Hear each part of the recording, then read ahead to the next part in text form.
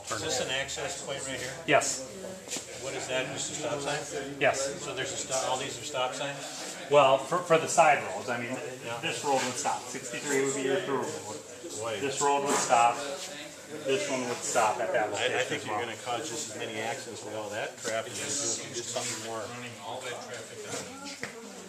mainstream, you know? Okay, your name again? Tom Beekman. I'm the Regional Planning Chief for the DOT.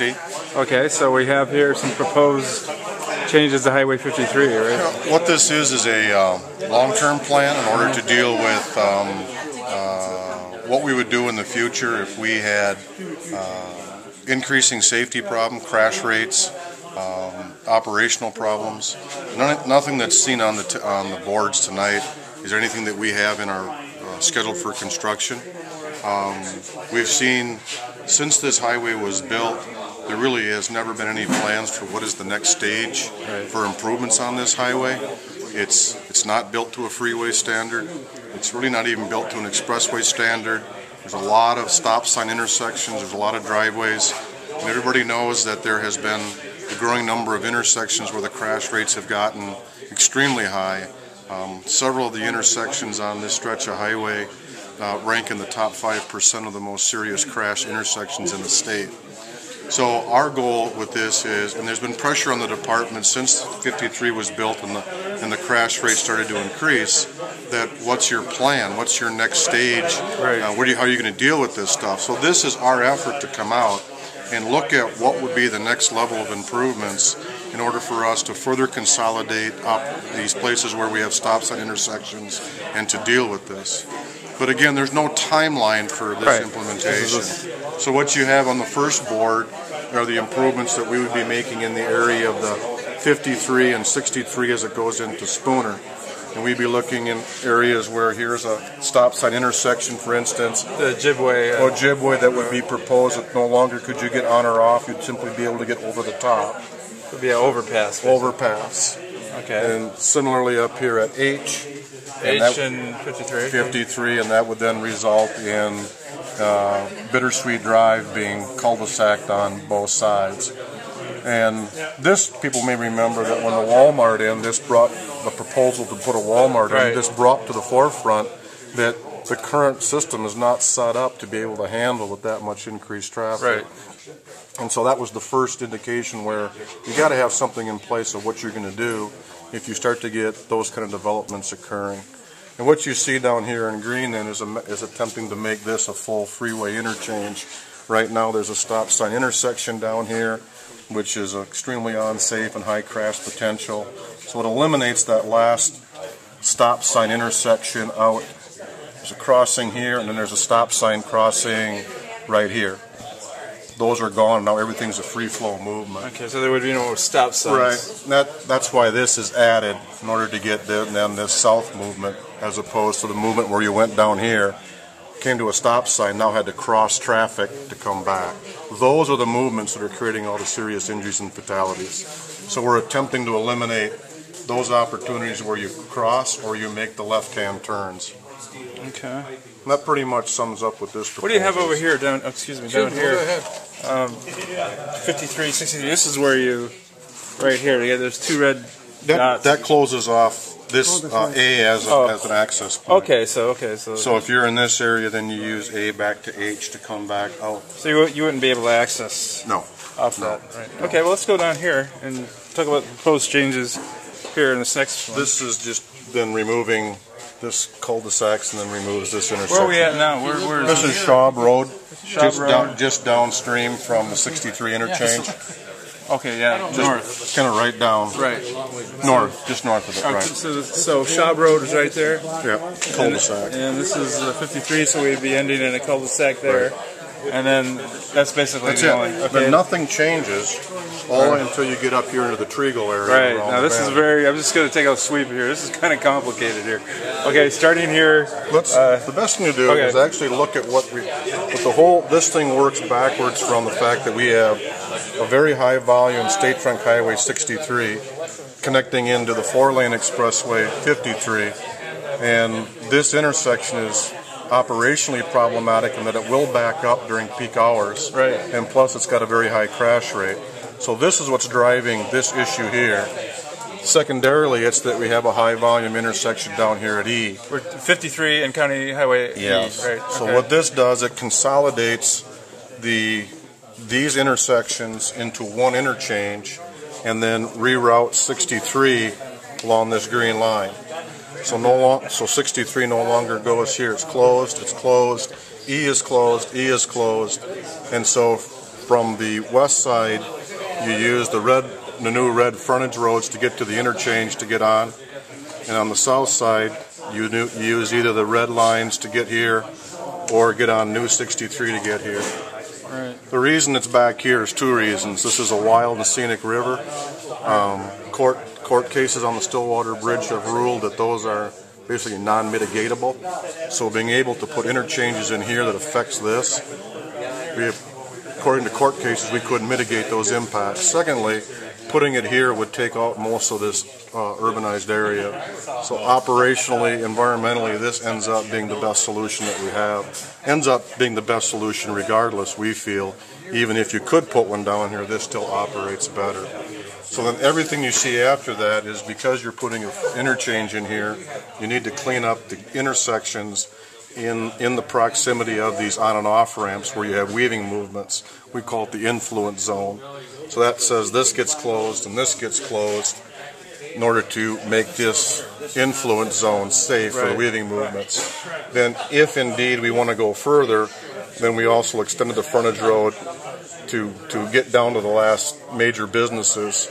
But again, some of this may be incremental. You may stop it here, or you may build this before you build this. So a lot of these things can go in pieces. So there would be some kind of access. No, if you built everything, you could not get on or off here. No, I'm looking down here. Would this, here. So are you looking at some kind of access? No, this would be from the west. This would remain. This would be a normal stop sign intersection. Okay. This would be the last time you get out with the stop sign intersection until you get all the way across the Namacoggin, and then in the ultimate would be down to here at River Road.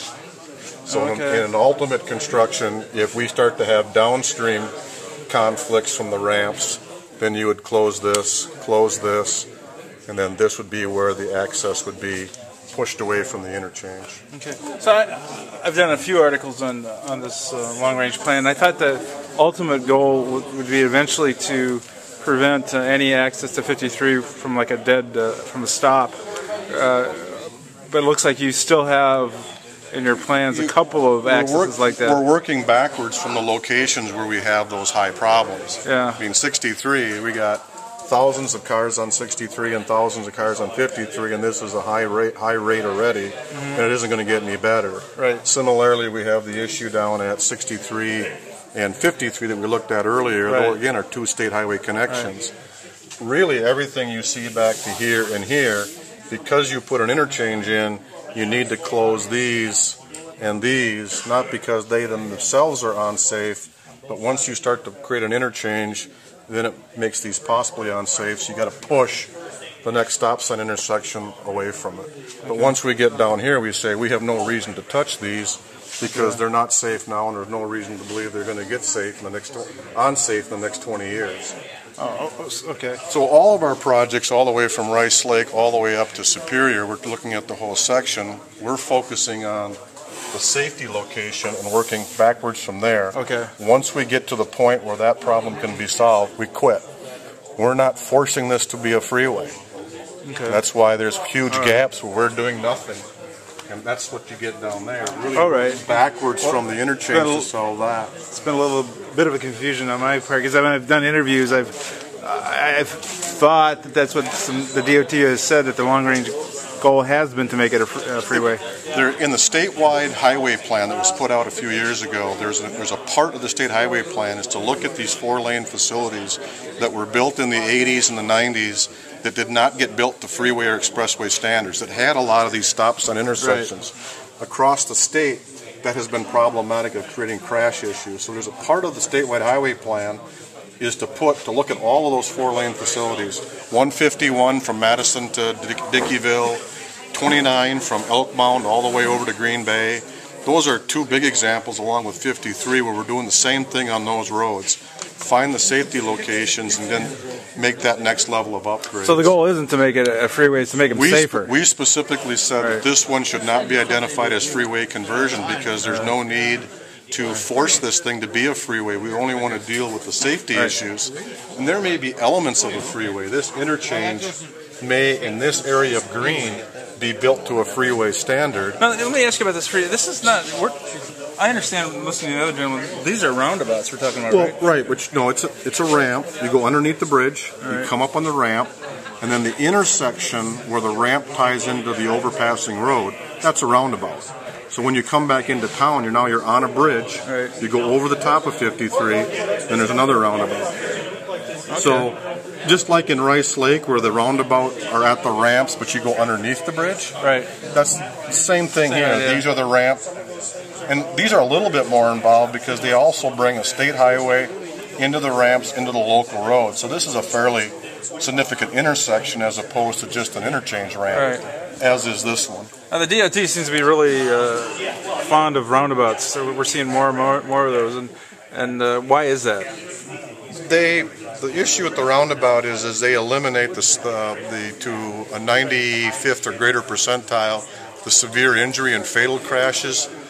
Intersections where it's a traditional T or a traditional crossing intersection, you have high-speed movement, so if somebody makes a mistake, then you have 55, 45 mile-an-hour side impacts, which are the most dangerous and highest probability for fatalities or serious injuries. On a roundabout, that eliminates those. You may still have side impacts, but they're low speed and they're low damage and very seldomly an injury.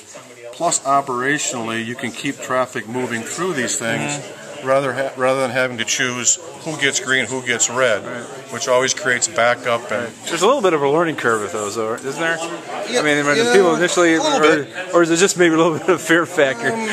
But by now, a lot of people have used the roundabouts in Rice Lake, so it's not so unusual. People get used to them, and how's it working out in Rice Lake anyway? Those roundabouts. Those actually.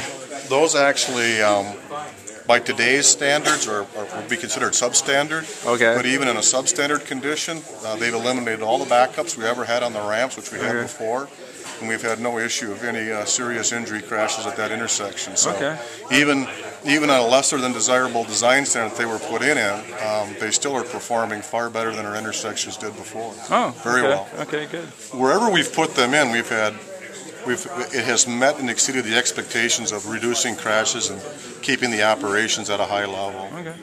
So this is essentially what you're looking at. We've got all the major. The reason these are mapped, it's not a given that they're going to be roundabouts. Yeah. But because roundabouts take more space than a signalized intersection, we want to make sure, because we might map this right away, we want to put the biggest footprint down. So we want to assume the largest possible amount of right of way. In the end, that could end up being a signalized intersection when we get the final design. Okay. Well, thanks a lot. Oh, you bet.